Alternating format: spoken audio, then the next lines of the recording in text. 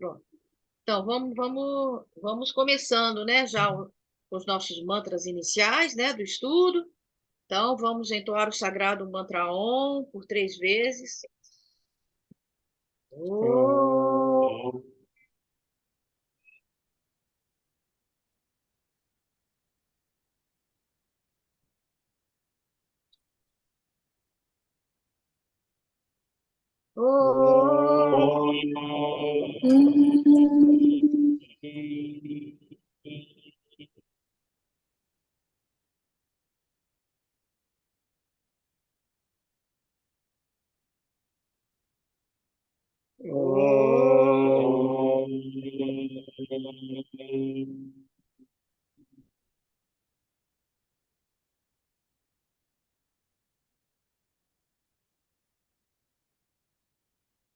Om Ganganapataye Namaha. Om Mai Saraswatyaye Namo Namaha. Clamamos a vós, ó divinos mestres, Baba Bhajarangadasji Maharaj, Swami Tilakji Maharaj, Swami Prakati Mayananda Jyoti, abençoai-nos neste estudo, para que possamos compreender, para que possamos ter o nosso intelecto livre e puro, para que as verdades ditas neste estudo possam ser abençoadas pela luz do vosso conhecimento. Abençoa-nos a todos e que todos possamos ser felizes e estarmos em paz. Que assim seja. Amém. Amém. Então, vamos à introdução do Vivekachudamani.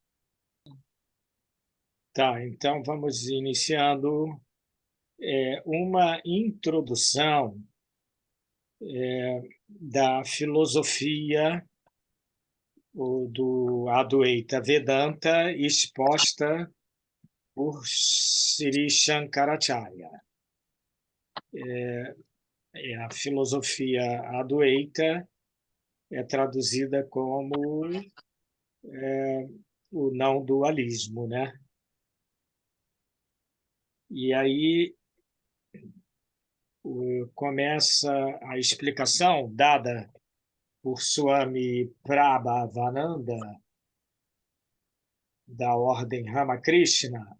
Ele então explica o seguinte: ele vai explicar assim os tópicos, os pontos principais da filosofia Advaita, Vedanta Advaita, exposta por Sri Shankaracharya. Para que a pessoa, né, que está estudando entenda melhor, né, o que Shankaracharya expôs, né? Aí ele começa dizendo que Brahman, que é Satchidananda, que é a existência, o conhecimento e a bem-aventurança absolutos, é real. O universo não é real. Brahman e Atman, o eu profundo do homem, são unos. Então, a primeira colocação do Advaita Shankaracharya diz que Brahman é Satchidananda e que ele é o real.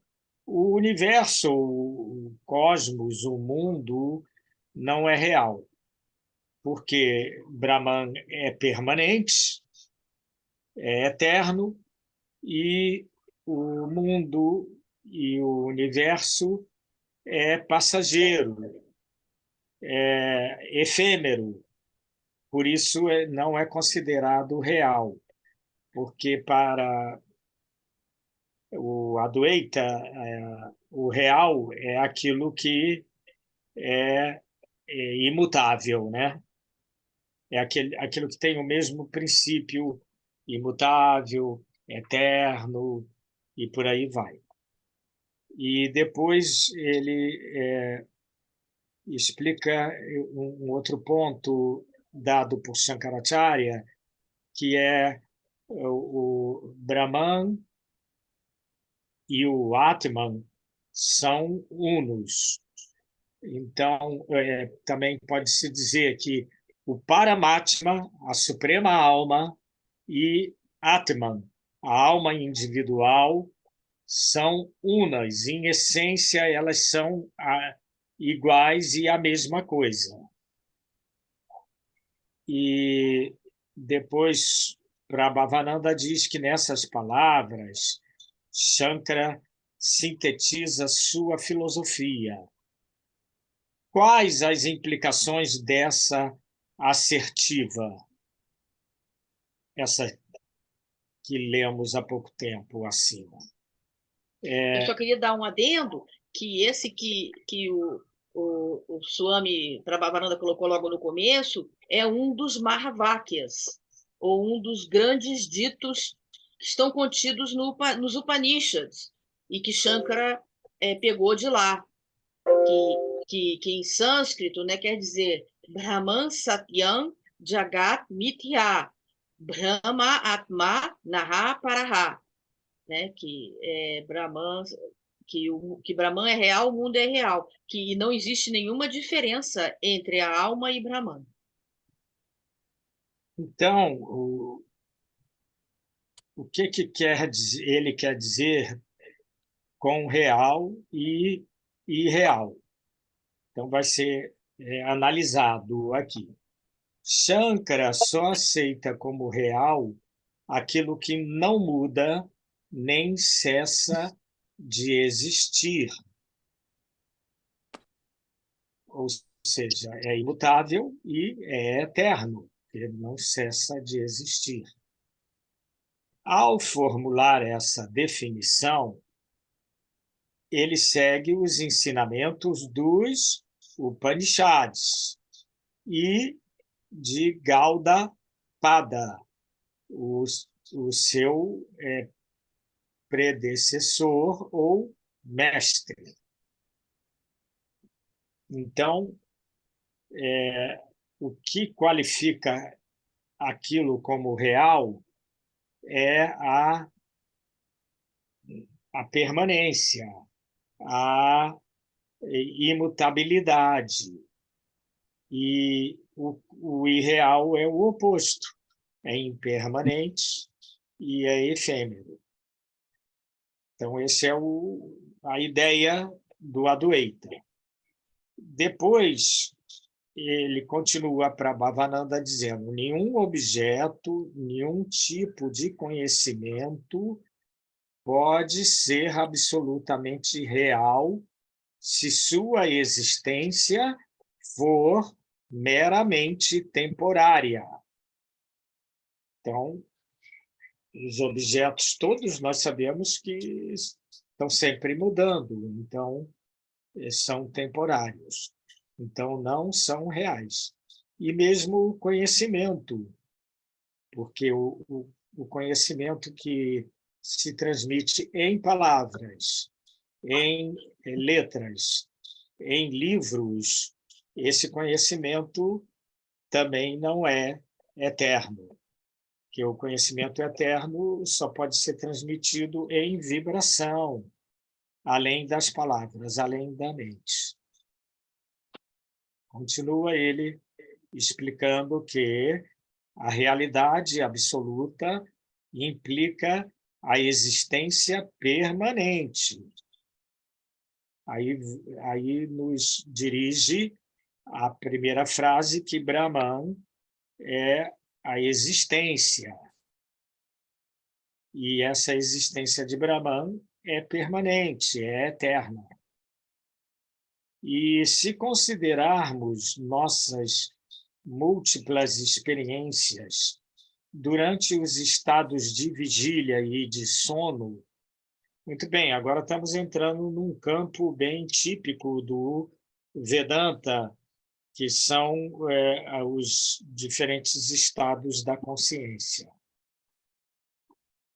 Então, retornando, ele diz que as nossas múltiplas experiências no estado de vigília e de sono, verificamos que as experiências durante o sono são negadas pelas experiências no estado de vigília.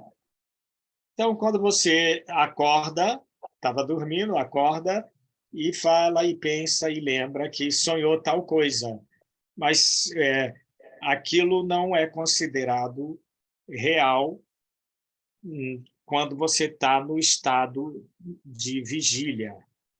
Então, ele nega aquela experiência do sonho, porque aquilo é uma coisa passageira. E verificamos que as experiências durante o sono são negadas pela experiência no estado de vigília, e vice-versa. Por quê? Quando estamos sonhando, as experiências que nós tivemos no estado de vigília não são real mais, porque você está em outro nível de consciência. E continua explicando que ambos os tipos de experiência cessam durante o sono sem sonhos. Então, tanto a memória do estado de vigília e as experiências dos sentidos, dos sentimentos e por aí vai, durante o estado de vigília, elas param, não existem quando a consciência entra no sono profundo, o sono sem sonhos. E, da mesma maneira, quando você dorme e sonha, aqueles sonhos não existem também nesse terceiro estado de consciência, que é o estado do sono profundo. Continua a explicação. Pois um pensamento, noutras palavras, qualquer objeto de conhecimento, externo ou interno, porque um pensamento, ideia, é um objeto de conhecimento, tanto quanto o mundo exterior. Ou seja, tanto a parte mental, que é o pensamento e tal, também os pensamentos também são objetos de conhecimento.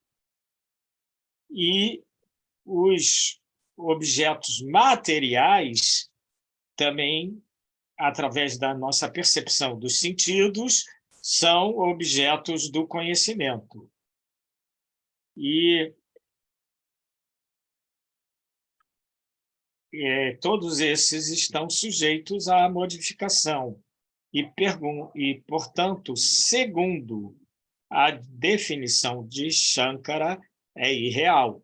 Ou seja, então, os pensamentos, o nível mental e a experiência dos sentidos na vigília, no corpo físico, todos dois são irreais. Então, por quê? A mente, ela para. Então, a mente cessa. Então, a mente não é eterna, é passageira, né? Então, ela não é considerada real. E as experiências que você tem com a mente e as experiências que você tem no mundo físico também não são consideradas reais. E essa consciência, qual é, então, a realidade subjacente as nossas experiências. Muito bem, agora aqui chegamos ao ponto da realidade subjacente.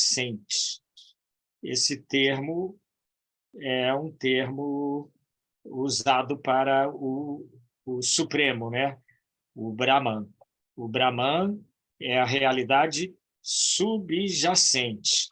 E o exemplo que se dá é que, por exemplo, num colar de pérolas, você vê as pérolas, mas não vê o fio do colar. Então, o fio do colar está subjacente às pérolas. Da mesma maneira, o Brahman está subjacente ao universo. Ok? Só existe uma coisa que nunca nos abandona, a consciência profunda, né? Então, primeiro falou da existência, Sat, agora está falando da consciência, o Chit, a consciência profunda, porque sempre nós estamos conscientes, mesmo no sono profundo. Quando acordamos do sono profundo, falamos dormir profundamente. Quer dizer, você estava em contato só com a consciência profunda, não com a mente, nem com os sonhos e tal. Então,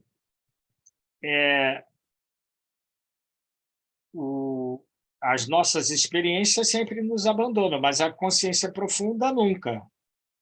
E aí ele continua explicando, este é o único aspecto constante de toda experiência. Porque para existir uma experiência tem que ter uma consciência que é consciente daquela experiência. Este é o único aspecto constante de toda experiência. E essa consciência é o eu real, nosso verdadeiro ser. Então, um dos Mahavakyas também explica isso, né? O dos Mahavakyas que explica que Brahman é a consciência, nós somos a consciência. Né? Ah, é verdade. Então, e este é o único aspecto constante de toda a experiência. E essa consciência é o eu real, o eu absoluto.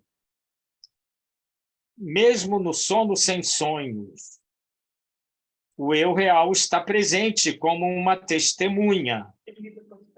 Então, por quê? Por exemplo, nós estamos aqui estudando, nós estamos conscientes aqui que nossos corpos estão aqui, nesse momento, lendo e analisando e estudando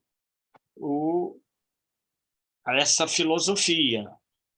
E isso no estado de vigília. Quando nós dormimos e sonhamos, a consciência está lá.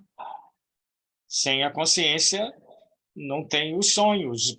Naquele momento que você vive os sonhos, aquela consciência está lá. Mesmo que você não lembre dos sonhos depois que acordou, mas no momento do sonho, a consciência estava lá. Agora, quando eu dormi profundamente, não sonhei, minha mente não funcionou, e mesmo assim minha consciência estava lá, é o que ele explica aqui. Essa consciência está lá como a testemunha, como a testemunha de que você dormiu profundamente e não sonhou. E tanto que quando você acorda, você logo diz, dormi bem, dormi profundamente. Então, você teve consciência disso sem o auxílio, a interferência, diria melhor, da mente. E, ao passo que a consciência do ego, a que chamamos, entre aspas, nós mesmos, fecha aspas, que nós chamamos nossa individualidade, ficou temporariamente submersa na ignorância, avidya e desapareceu. Então, quando você estava naquele estado de sono profundo, o ego, naquele momento, ficou submergido na ignorância, porque o ego nasce da ignorância. E no sono profundo ainda existe a ignorância, existe os sanskaras, existem os vasanas e existe o karma também. Então, esse sono profundo é muito próximo da realização, é muito próximo do ser real, mas ainda não é, porque ainda tem uma ligação, assim como aquele cordão de prata, né, do duplo etérico. Então, logo que você acorda do sono profundo, tudo aquilo volta novamente. É como aquela história do banho do rio Ganges, né? A história de que você vai no rio Ganges tomar banho e os pecados, quando você entra na água sagrada, os pecados todos saem de você. Aí, pendurados na árvore.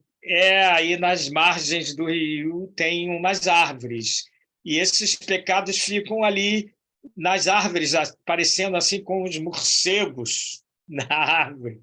E quando você passa debaixo da árvore, eles pulam tudo novamente. Quando você sai do rio. Em cima de você. Então, no sono profundo, os problemas do mundo, o apego, os envolvimentos, tudo isso desaparece. Mas quando você volta ao estado de vigília identificado com o ego, então tudo isso aparece novamente. Então, seria assim como uma pequenas férias desse mundo fenomenal. Mas logo ele retorna até você alcançar a consciência pura, ou consciência onde não existe mais o ego, nem a mente. Então, continuando, ele disse que a filosofia Vedanta ocupa uma posição central entre o realismo e o idealismo. O realismo e o idealismo ocidentais assentam ambos na distinção entre mente e matéria. Quer dizer, de acordo com a filosofia ocidental. A filosofia indiana colocou a mente e a matéria na mesma categoria.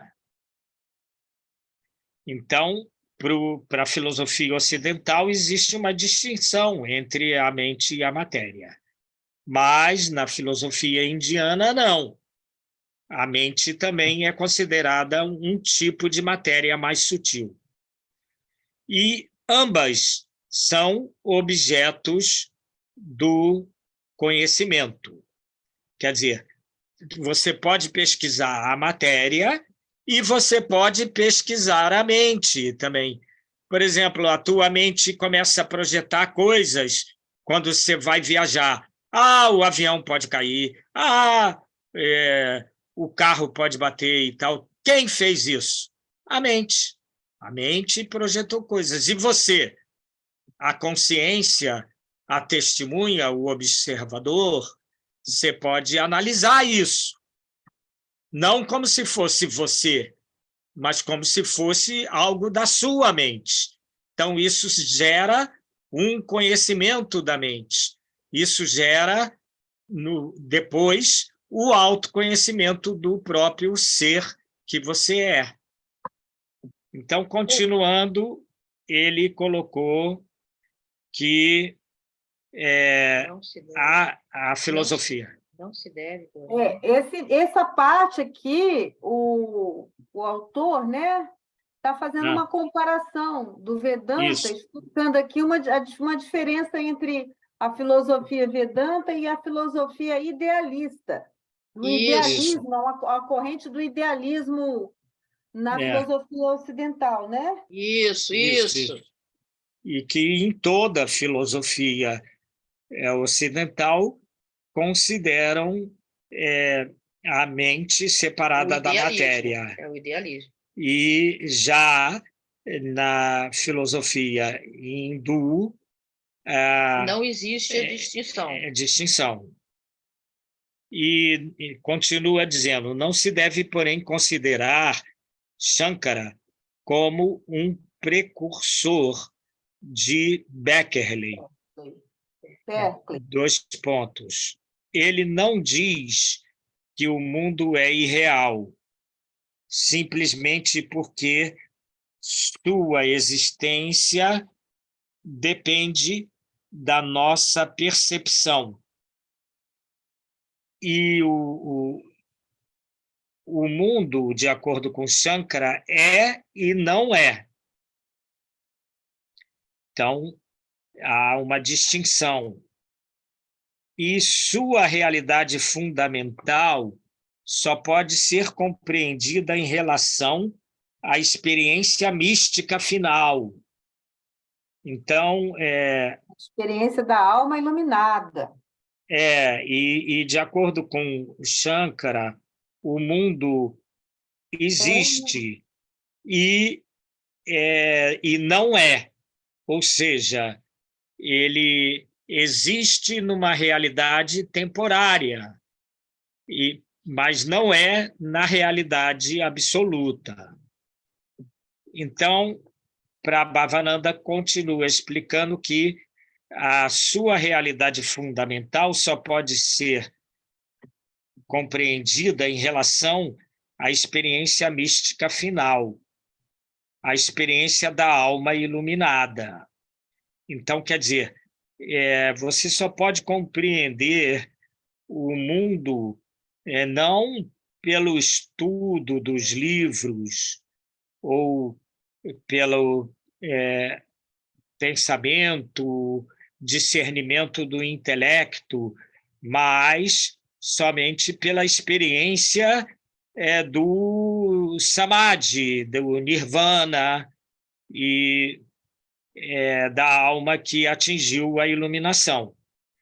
E quando a alma iluminada mergulha na consciência transcendental, também é chamada consciência cósmica, consciência pura, consciência absoluta, então ela percebe, a alma percebe o eu supremo, o Atman, como pura beatitude e pura inteligência. Então, quando você atingiu, quer dizer, quando esse ser atingiu a iluminação, ele percebe o verdadeiro ser, o Atman. Ele já não percebe mais o ego, a mente, o corpo. E esse Atman é percebido como pura beatitude. Essa felicidade perene, essa bem-aventurança, né? Que está além das palavras. E pura inteligência. Isso, pura inteligência, também é a consciência pura. Muitas vezes, o chit é traduzido como inteligência, em outros lugares como consciência. E percebe o um sem um segundo. Então, a alma entrou numa unidade plena com todo o universo e com a essência do universo, com a realidade subjacente do universo. Então, não existe um sujeito e um objeto. Não existe uma parte e um todo. Não existe mais essa fragmentação. Só existe essa totalidade. E continua explicando que, nesse estado de consciência, toda percepção da multiplicidade chega ao fim. Toda distinção entre meu e seu deixa de existir, uma vez que não tem mais ego, né? O mundo, como usualmente o conhecemos, desaparece. Então, o eu real resplandece como o único, a verdade, o Brahman, a base desta aparência de mundo. Muito bem, então o que aconteceu? O sentido de posses desapareceu porque não existe mais o sentido de ego. O mundo desaparece porque, nesse momento, tudo se tornou o próprio ser. O ser é tudo, é a realidade. E você já não vê o mundo com a visão do ego, mas sim com a visão do que mitologicamente se chama o terceiro olho, né? O olho da sabedoria. Então, você vê o mundo com a visão do ser. Então, não existe mais divisões, separações. Existe uma energia única que interrelaciona todos.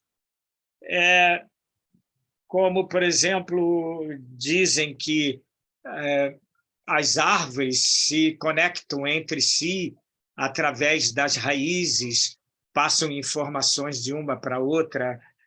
Não é visível isso. Isso transcende os sentidos, né?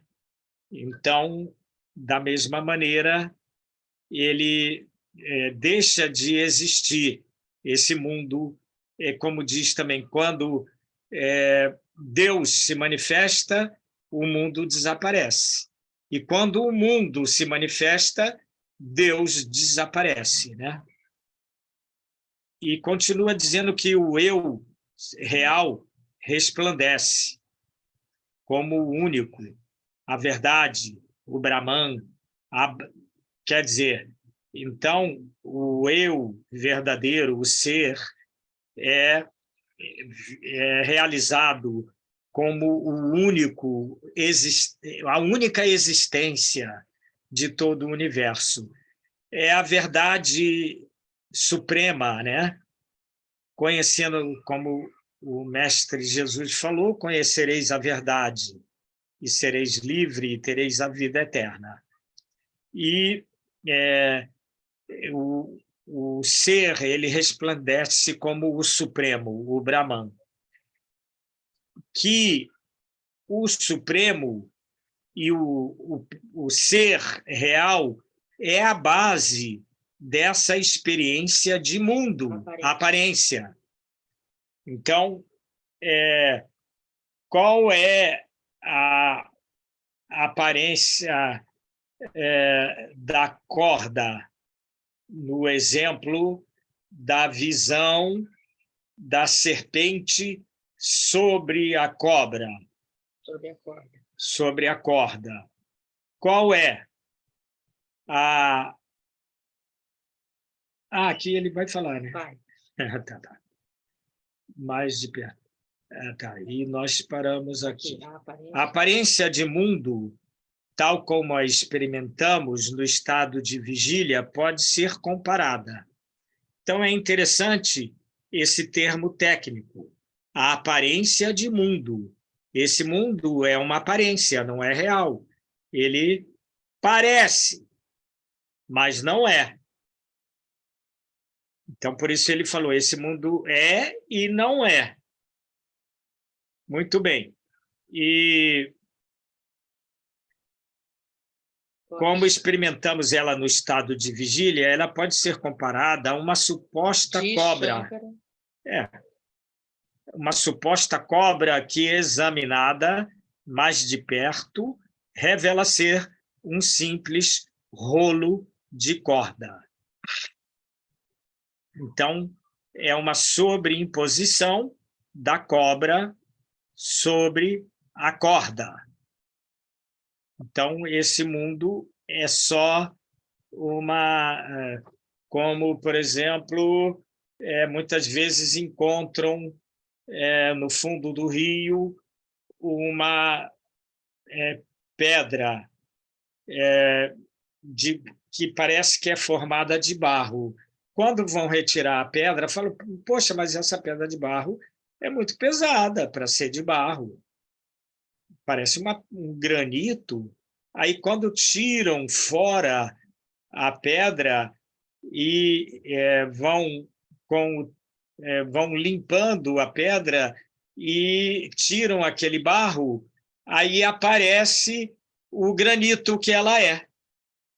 Ela não é de barro, mas aparenta por causa daquela crosta que cobriu ela. Então, o mundo é como uma sobreimposição de Brahman. Muito bem, vamos terminar esse. Falta pouco. E quando a verdade é conhecida, deixamos de ser iludidos pela aparência. Aparência. Como a aparência daquilo no deserto, né? Miragem. A miragem. A miragem.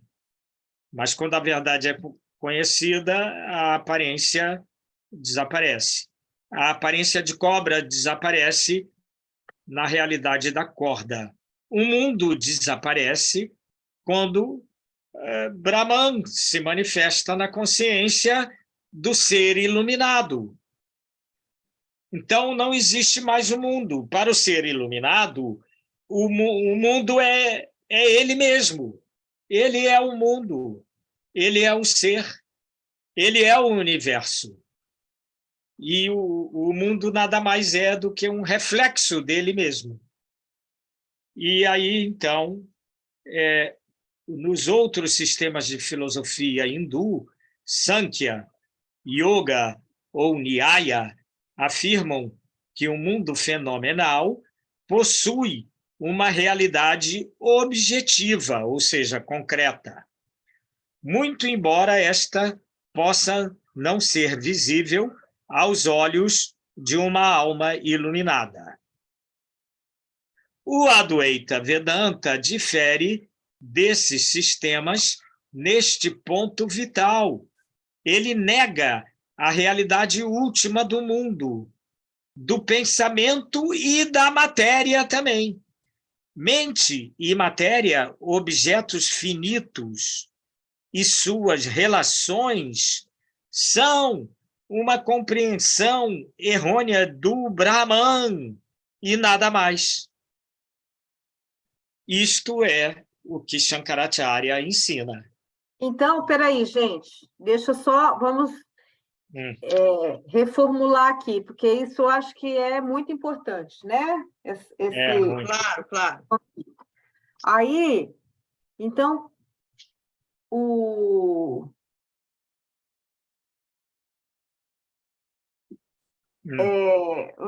que nós estamos estudando agora, o Vedanta, se difere do Yoga e do Sankhya e de outras filosofias. De outras, do Nyaya. E do Vaiseshika também. Porque nega totalmente essa realidade, porque essa realidade que a gente vê é totalmente equivocada pelo nosso ego. Mas, em outras correntes filosóficas, não necessariamente, né? O mundo está aqui, existe. A questão é que, quando a gente não está iluminado, a gente não enxerga uma outra dimensão, que existe também. É isso? Porque para as outras filosofias, o mundo é real, ele existe. Já para a filosofia adueita, ele existe, mas não é. Então, é um paradoxo, o que significa que ele existe, mas somente na realidade temporária, e na realidade permanente não existe. É como aquela história que sua Mitila aqui contou dos fantasmas das crianças. Como é que é? Não, aqui ele fala que os outros sistemas, Rosana, eles falam que o mundo fenomenal, né, possui uma realidade objetiva, mas que não é visível. Eles consideram que uma alma iluminada, a pessoa que alcançou o samadhi, porque essas outras filosofias também consideram a iluminação. E consideram que uma iluminada não vai ver esse mundo objetivo desaparece para mas a alma iluminada. No momento do samadhi. No momento do samadhi. A pessoa no momento do samadhi. Eternamente, do samadhi. Mas o Shankaracharya, ele diz que não, que já, mesmo antes de você ser iluminado, do samadhi, você tem que ter essa compreensão, entendeu? De que você tem que compreender que a existência da mente, da matéria, são uma compreensão errônea sua. Você já tem que ter essa consciência. Que, na verdade, a mente e a matéria são irreais, que só Brahman é real, mesmo você não tendo alcançado ainda a iluminação. Porque o que aconteceu? O Swami Tila que contou uma história de que as crianças estavam brincando no quintal e se machucavam, e a mãe delas queria que elas não fossem mais para o quintal e brincar no quintal. Então, chegou e falou para eles: olha, vocês não vão para o quintal porque tem uns fantasmas lá. Aí ela contratou um rapaz, combinou com um rapaz de fazer barulho lá e assustar as crianças. As crianças se assustaram e acreditaram que tinha fantasma no quintal. Então, não foram mais brincar no quintal. Tá? Aí, quando as crianças foram crescendo, descobriram que aquilo não existiam, os fantasmas. Mas, para as crianças, quando ainda eram novas, aquela realidade dos fantasmas era real. Para elas, tanto que elas não iam no quintal. Mas, quando ficaram adultas, elas falaram: olha, fantasma do quintal não existe. Então, essa realidade de mundo é como os fantasmas de quintal. Para consciência do ego, o mundo existe dessa maneira. Mas para a consciência do ser, esse mundo não existe. Então, essa é a visão do Shankaracharya, do Vedanta. Já a visão das outras filosofias, para eles, esse mundo ele continua existindo. O yoga não nega a existência do mundo, nem o Sankhya, nem o Nyaya, porque para eles, por exemplo, para o Sankhya e para o yoga, existe o Purusha, existe o Prakriti, existe a alma individual, os Purushas também, porque o Purusha Supremo é o Parampurusha, e aí, para o Vedanta, nem existe Purusha, nem existe também Prakriti, a natureza, não existe, só existe o ser. O ser é tudo.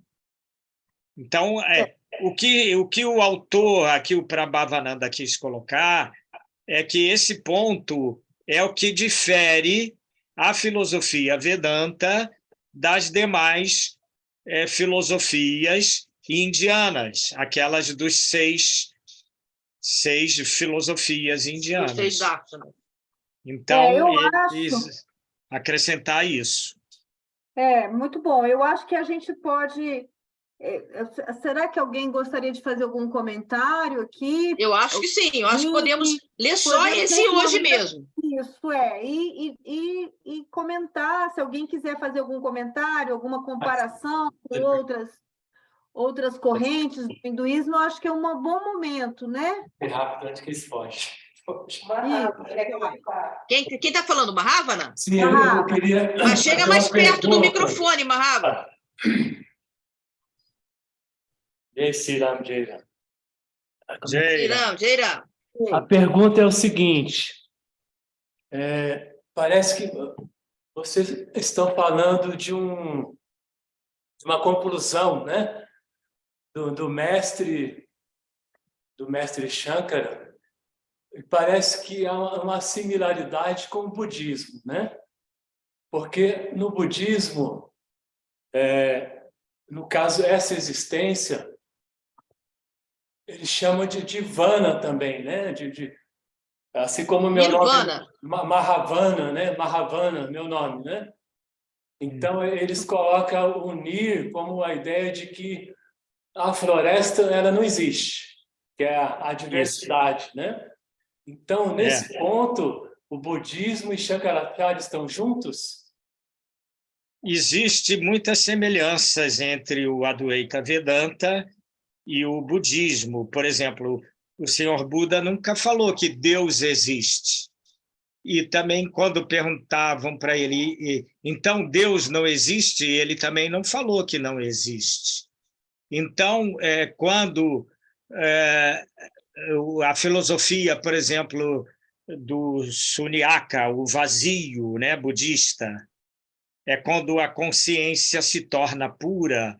Então, tem muitas semelhanças. Mas a grande diferença, assim como tem essa diferença do Vedanta para as outras filosofias dos darshanas, a grande diferença do budismo para o Vedanta e para o hinduísmo é a teoria do anatma, que no livro o Shankaracharya vai explicar, porque nós ainda não estamos lendo o livro, estamos lendo um comentário sobre o Vedanta. Então, para o budismo, o Atma não existe. Não existe a alma, o Jivatma e tudo. Então, fica complicado. Se não existe uma alma, como é que no budismo eles aceitam que a pessoa tem um karma e aceitam a reencarnação? E quando a pessoa reencarna, ela pega esse karma. Então, como a alma não existe, se ela vai... esse karma vai para quem, então? Mas na frente vai explicar. Então, há muitas semelhanças, mas também há algumas diferenças entre o budismo e o Advaita. É bem diferente, porque no Dvaita Vedanta aceita todas as divindades, e o processo é do devoto para com Deus, né? Existe uma dualidade. Existe a alma também, existe a alma individual, existe no Dvaita a alma Vedanta. Condicionada. Nas filosofias hinduístas, todas existe a alma, e existe a alma suprema, de certa maneira, mas no budismo não existe. É uma grande Essa é a diferença. grande diferença. E depois também. Mas no budismo, o budismo aceita e reconhece a reencarnação. A reencarnação, isso que nós estamos falando, ele reconhece a reencarnação. E o karma. E o karma também. Então, se ele não aceita a alma, quem é que reencarna? E quem é que tem karma? E quem é que tem karma? Aí eles falam que é uma conjunção de vassanas e tal, mas que não existe uma entidade. O problema deles é a entidade. Não existe uma entidade. Tá certo que a entidade do ego não existe. Isso está certo. Mas a colocação que eles colocam é que não foram os discípulos de Buda, não foram Buda. Eles não compreenderam bem o que Buda queria dizer. São muito sutis, né? São muito sutis. São diferenças filosóficas sutis. Por isso que cada uma chama budismo, jainismo, por causa da diferença de cada uma, né? Senão todas seriam... seja uma pequena diferença, mas... Todas seriam uma e a mesma, né? Seria a mesma, não teria diferença, outro nome. Então, por causa disso que tem essas diferenças. Mas todos estão buscando a bem-aventurança, a Deus, ao Supremo, né, no final. E a realização. Todos estão buscando. Isso, muito bem. Aí, quem mais quer falar alguma coisa aí? A Lorena, a Clara, o Henrique? Clara. Eu teria só mais uma questão sobre Brahman. Ele pode ser constituído de Sat, Chit e Ananda. Então, seria que, na conclusão do budismo, eles ficariam apenas com Sat e excluiriam Chit e Ananda? Ficaria só com Sat? Eles não aceitam o Brahman, né? Sim. Não existe o Brahman. Então, eles não citam o Satchidananda para poder se diferenciar do hinduísmo. O budismo teve que... os filósofos budistas criaram conceitos para serem diferentes do hinduísmo, né? Então, eles não falam em Satchidananda, mas eles aceitam a existência, aceitam a consciência e aceitam a bem-aventurança também, porque o nirvana para eles é uma bem-aventurança. Agora, o budismo, só para complicar, o budismo tibetano já é diferente do budismo indiano, já é outra filosofia. O budismo tibetano tem divindades, tem a Grintara, tem outras coisas, é diferente. O budismo tibetano já é outra linha. Já é mais dualístico. Por isso que chama budismo tibetano, é diferente. E é Mahayana. E também o Buda falou que não cultuar esses deuses assim e tal, mas o budismo tibetano cultua. Cultua, quer dizer que... Até magia tem no budismo tibetano. Tem diferenças. Mas no hinduísmo também tem magia, também tem tudo. Tem, claro que tem. Tem, sim. No hinduísmo tem também. Tem. Eu cozinhei para o Lama Michel em Búzios, eu morei em Búzios, e aí eu fiz para Sadhana lá, né, para Shiva, mas ofereci para Buda, né? E realmente tinha que botar assim na escada, tinha uma escada que tinha pinga, tinha várias coisas, né? Tinha carne, tinha várias coisas. Aí eu botei também, ofereci para Shiva. Onde? Lá em Búzios? Lá em Búzios, lá no Paulo? No Paolo? Sim. Isso mesmo, Sansara. No Sansara. Conhecemos o Paolo bastante. Eu trabalhei lá. Ele tem um restaurante, né? Ele vai abrir aqui no Rio. Deve estar abrindo agora, por agora. Olha que bacana. Lá deve ter aberto. Paulinho. O Paulinho. Então, o budismo tem esse negócio, o tibetano tem, né? Usa carne. É uma coisa assim mais densa, né? Não é muito sutil, não. Mas todos os caminhos, né? Todos levam a Deus, né?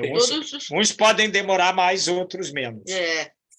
Isso. Muito bem. Mais alguma pergunta, Mahava? Não, estou satisfeito.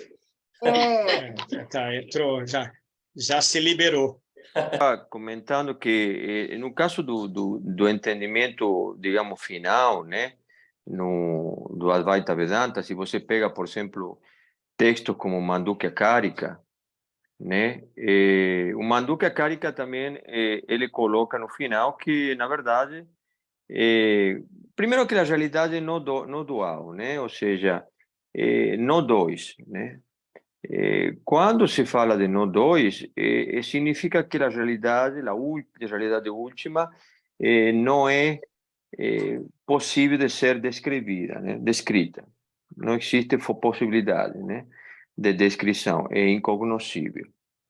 Então, o Mandukya Karika, ele coloca que, na verdade, a realidade final, né, é completamente incognoscível e não se pode dizer absolutamente nada sobre ele. Esse negócio de que Satchitananda, né, ou de que a realidade é pura consciência, o Mandukya Karika, digamos, desconstrói essa ideia, certo? Vai mais fundo no não dualismo. Exato. No não dualismo, porque quando você fala Satchitananda, você já está qualificando algo. Já existe uma qualificação. Consciência, existência, bem-aventurança, que seria ilimitação, né? Então, é uma definição que se aproxima mais à visão budista no sentido de raiz, né? Onde o budismo diz que não existe nada, ponto. E essa visão, em certa forma, né, do Mandukya Karika, do Vedanta mais, Advaita mais profundo, para fazer uma analogia, né, seria, digamos assim, uma tela, né, onde todo aparece, mas que essa tela, na verdade, é uma tela transparente, né? Ou seja, que só vem à tona quando aparece alguma coisa, mas na verdade a realidade última não é completamente indescritível, né? É nada e é tudo. Então, e de fato, isso não, porque não existe como descrever algo, né, nesse nível, porque para que seja algo descrito, teria que existir um sujeito-objeto. Uma limitação. Exato, um sujeito-objeto. E isso, nessa última realidade, completamente não existe mais. Ou seja, transcendental. Né? Transcendental, exato. Isso. Isso responde também ao que o Mahavana perguntou do budismo, né? Uhum. E do Advaita, e do Satchidananda que ele perguntou, né? Se no budismo aceitava, né, o Satchidananda e tal, né? Quer dizer, o budismo também já se aproxima do comentário dado ao Mandukya Upanishad, ao Karika que deu. De fato, acho que existem níveis que a gente vai digamos assim, adquirindo, vai atingindo níveis mais profundos, né? Mas que esses últimos níveis, pelo menos na minha concepção, não vale muito a pena ficar, como se diz, elucubrando, pensando sobre isso, porque é um nível que está além do pensamento. Exato. Acho que mais importante nesse sentido é o fato o processo, como que o Vedanta, o Vedanta, né, basicamente, né, é o processo do Pramana, né? Ou seja, como conhecimento básico, isso. O conhecimento